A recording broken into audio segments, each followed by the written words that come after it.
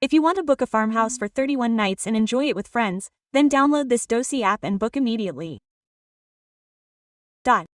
Namaste Ramagaru. Namaste Jaya. Ramagaru, we are telling the stories of the Allah wars. I have one doubt, Rama, all of them are the same.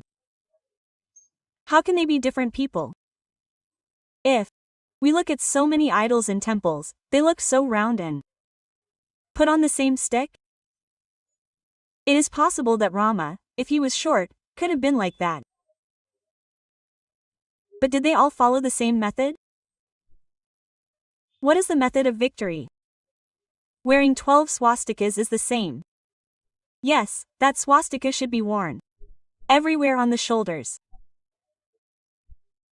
Wearing 12 swastikas and holding the stick. In those days, people used to tie their hair in knots. People used to braid their hair. And now, if we see such people, we suddenly see them as the same. Yes, they are from the past. Now, think of them as incarnations of God. Rama has a stick. Narasimha Swami has a black head. Krishna has a different foot. Murali has a peacock from there. He is the one who is adorned with all ornaments.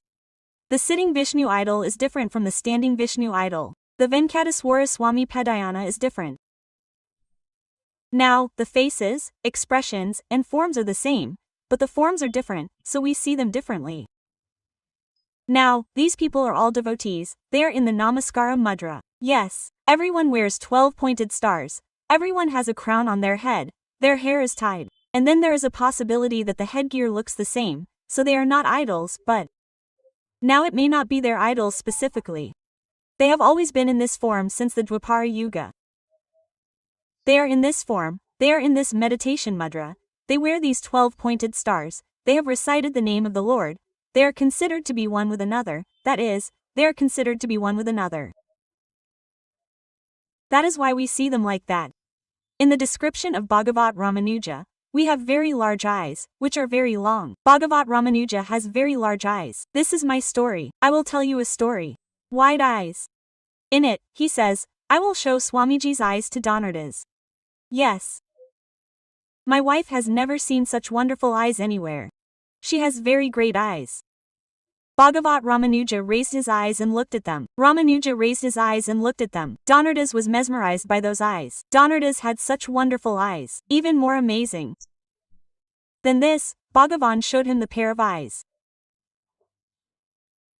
Now we know a little about them. Bhagavat Ramanuja did not know the rest of them very well. Therefore, it seems that their appearance is the same. This fourth Alvarulu is Tiru Messiah. I do not know whether it is Masa or Malala. In Telugu, it is Masa. It is written that Tirumasi, like Sri Krishna, was born in one place and grew up in another. These people are called Bhaktazar. They say that he is Sri Bhaktazar. What a wonderful story. In the past, there was a sage named Bhargava. When his wife was in the process of initiating a yagna, she went to the pond to fetch water from the river. While she was fetching this water, she heard the roar of a tiger. She was startled and said that she had miscarried. The fetus that appeared to be a piece of flesh fell into the womb, not into a baby. Oh, the fetus that fell into the womb, which looked like a piece of flesh, was in the pemu bush next to her. Now, what do we say? He put it in the pemu bush and she took a bath and went to serve her husband. When she left, that place was called Mahisara Kshetra. That place is called What a Wonderful Temple is built by Jagannath Swami Mangavalli. When they came there, they saw this piece of flesh, and not only that, they transformed it into a baby. They breathed life into it. Oh, when he breathed his last, they both opened their eyes. The child in the dream saw them both. They stayed for a while and then left. When they left, he was crying that they had left. There was an incomparable beauty. If God gave the Supreme Soul along with Amasride Devaru, could the human eye, which had seen that, see anything else? If he was crying that they had left, then a certain man who had come to that area would cut the trees and work, wouldn't he? He saw it. He saw it and took the child home. The child was alive. What a radiant form he was. The child had no milk or anything. When he took the child away, He said that the farmer's wife had no children. They could not bear the joy of milking. When the milk came, the mother did not drink it. He said that the child was growing up without milk. There was no milk. The child was growing up day by day without food. He was moving his legs and hands. He kept thinking about the forms of God that he had seen earlier. As the child was growing, an old farmer couple from the same area asked the child's mother if she did not drink milk. If anyone had a good cow, they would bring milk from them, boil it, add sugar, and give it to him. But when the day came to drink, he would not have it. Every day, they would come to him. When they caught him, they would chase him around and ask for it. He started drinking the milk and he gave the milk to the old couple, who were already very old at that time, but today, while they are drinking milk, the child is growing up, and they have become young. After that, the old couple and the two of them had a son. He said that a son will be born. This child is called Thankyou Messiah, that is why he has that name. But they had a son. They raised that child by the name of Krishna. They called him Krishnan, and Krishna became a great devotee of Vishnu and a very wonderful poet.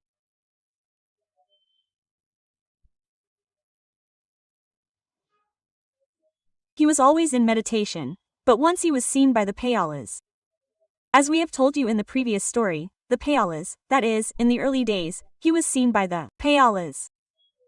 He was already a devotee of Shiva. He used to visit the nearby temple of Tirumase Alavar.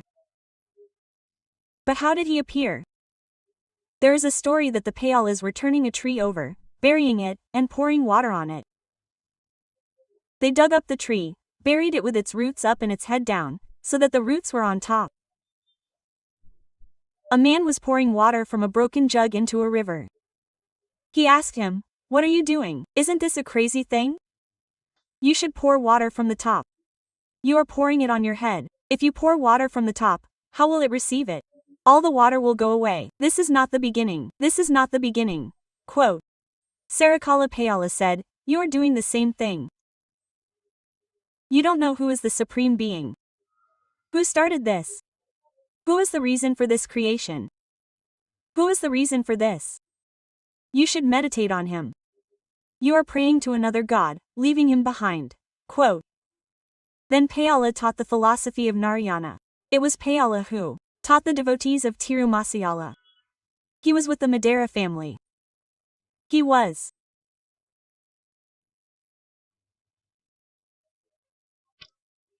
one of those people who could understand the divine spirit in each other. They turned towards. They were those who served Sesha. This area is called Thiravanka, which means a place of worship in Kanchipuram.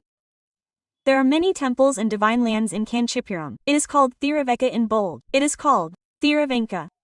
I don't know what it is exactly. Venka or Veka is okay. Swami Sri Sesha Sai used to live there. Sesha Sai would be sleeping well. Maybe what happened? This person used to serve the Swami in particular. He used to go to all the temples. Then he got the darshan of Bhagavat. He got the darshan of Vishnu. At that time, while he was sitting and chanting, a kachara was flying in the sky. He was traveling in a plane. He asked why his plane had stopped in this area. He came down with the plane and saw him. Seeing these devotees, he said, "You are such a devotee. I will give you this." Quote. He took out an ornament from his bag and made it out of clay. He was able to give every gift that Kachara gave him. With the meditation of Bhagwat, the Kachara was very happy and said, "You will attain salvation." He went on his way. However, a beautiful story is told. We do not know whether this happened or not.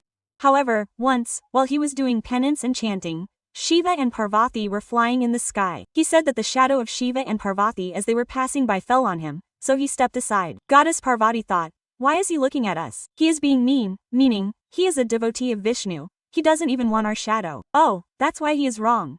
Quote. She came down to see him. When she came and asked him if she could give me what she wanted, he said, "I cannot give you salvation. Only the one you are praying to can give you salvation. Quote. After saying that, when I asked what you want, he said that he was sewing a quilt and could not thread the needle again and again. He said, "Show me the way to do this." When he said that, the Supreme Lord got very angry. When he opened his third eye, the Vishnu energy surrounding this Tirumaya Olivari blocked the Shiva energy. I don't know if it happened or not, but he said that he had given up Shiva devotion and became a Vishnu devotee. After saying this story, Parambarati Parameshwara said that you will get salvation, he will give you salvation and left. This is a special story. It appears in some books, but he was especially served by this Kana Krishna. He was born to an old couple who drank the milk he left behind. The king of that region knew that he was a very great poet. He asked him to write a poem about him. Who was he, the king? When the king asked, Kana Krishna did not agree, saying that he would only write poetry about God. If he did not write about humans, he said, "Go away from this village of yours." He was exiled from the country. If he were to be exiled, he would come and tell his devotees. Kana Krishna would banish him from the country. He told the Swami that if he had to leave, he would have come with him. He also told the Swami in the temple, Thiravanka. He said to the Swami that, "We are leaving the city." On top of that, he would have given him the stick of Your Majesty. When the Swami got up and came, they would have seen that he was not the only one behind him. All the deities in attendance in the temple had moved with them. When they entered the temple in the morning, they would have heard that the Swami was not there. Nirkanta had disappeared. Inside, if you look at the attendance, there should be all the Aras, separate deities. There should be no other deities, there should be eternal sun gods. He would be Garukman, there would be no one, there would be no one, there would be no Sudarshana Chakra. The wheel locksmiths would be there, he would be there would be no one. All the idols would have gone. The locks that had been put in place were as they were put in place. The Swami would not be there. They would have thought that something had happened inside. Everyone would have run to the king. The temple was empty. The ministers said that the Lord was not there, so they asked Kana Krishna to go. Kana Krishna was born with the grace of devotees. He would not exist without him. He would not exist without this one either, so he said that he would go, so he left. When the two of them left, what did the Lord do? He ran behind them, he went and held the feet of those devotees and said, "Forgive us, Kana Krishna. What did we bother you with? Come back to the city." That is, the Lord disappeared there and appeared here. That Lord is called the Yadaktakari. He does what the devotees say. He is the Yadaktakari. Earlier, he was Seshasai. They call him Sri Seshasai. He was born in this temple. Thousands of people were born here. He was not there before, but now he has become the Yadaktakari. How many famous people are there in the presence of that Yadaktakari? There is a special temple in Kanchipuram. It was very special. When he went to visit those temples in the guise of a Madeira, some Vedic assembly would be held there. When the Vedic assembly was going on, he would be like a Madeira and act like an untouchable. When he saw him, he stopped reciting the Vedic verses. After stopping, he went to the other side and started again, but he couldn't remember where he had stopped. He turned back and pointed at a black seed with his finger, showing what to read there. Then he was able to start saying that word with that black color. They would not touch it even a little. But what happened, when he could not see the temple and was circumambulating the temple in the form of Madeira, the idol of the Lord inside started rotating. When he turned this way and that, it would turn that way. When we saw what was happening, we did not let him in. He was in the form of Madeira, and that is why the Lord used to turn back. He tells another story about him. They went to Kumbakonam. There is a Vishnu temple in front of that temple in Kumbakonam. He is lying down in the Aravamudu Paramalu Aravamudu.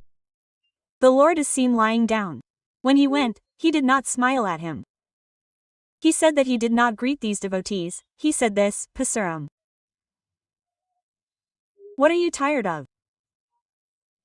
You turned into a fish and pushed the boat, you are tired. You had to carry the mountain by becoming a Kerman, you must have been tired. Then you lifted the earth, you are tired. As Rama, you conquered so many people, you killed all of them in Janistan, you are tired. Are you tired? Is that why you didn't greet me when you saw me? The Lord raised his head and greeted me. Even today, the Lord is seen in that temple with his head raised. Yes, I believe, he still gives darshan in the same form. What a special miracle, some of which give us goosebumps. How could this have happened? Yes, this devotee has been a wanderer for many years, visiting many temples and countries of the divine world, and has recited many kinds of verses about the Lord. Then he went on his way. The people who gave him that darshan of the Lord were the Payala people. He was there until he was born. Okay, after this, we will also tell the story of these Bhatanatas, our Pariyala people. We will definitely tell that too. Namaste, sir.